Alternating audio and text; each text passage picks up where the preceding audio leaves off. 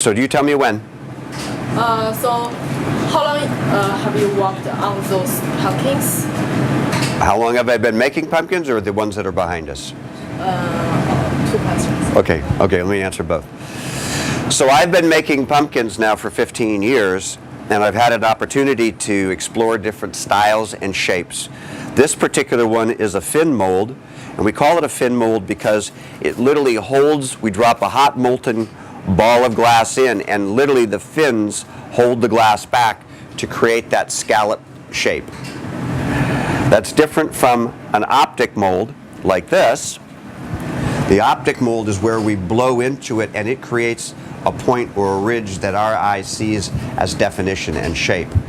This moves the glass around in a different pattern than this does. This particular one is actually what we call a tiramisu. And a tiramisu, if you're familiar with the Italian style dessert, is a layered effect of flavors, basically. And we do that with colored glass so that when we reach in and pull the hot glass out, it creates a streaky pattern that runs from the top to the bottom of the pumpkin.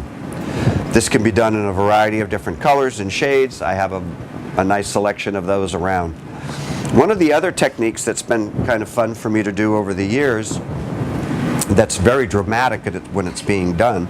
This particular one had black on the inside and orange on the outside. And these are very Giants colors, having much like the San Francisco Giant colors.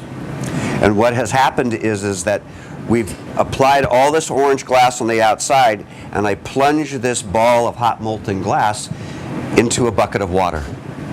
I put it back inside the glory hole and I blow, and all the glass that's on the outside has got stiff.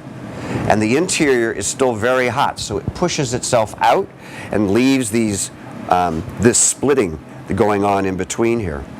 So we lose a lot of pumpkins when we do this because obviously putting hot molten glass inside of a bucket of water causes a lot of stress on it, and it doesn't always come out nice and uniform like this one did.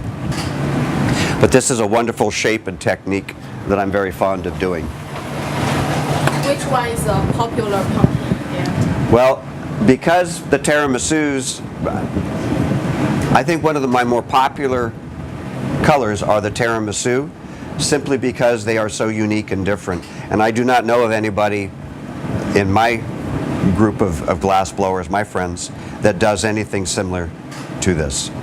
So they are a favorite of mine. And certainly, I think orange pumpkins, much like this one, are popular with people who are buying their first pumpkin. It's very easy for them to think that orange and green. But because we've explored so many different colors, pinks, purples, blues, greens, lots of people start to buy pumpkins based on their own color schemes that they might have inside their home. They use it as a form of decoration.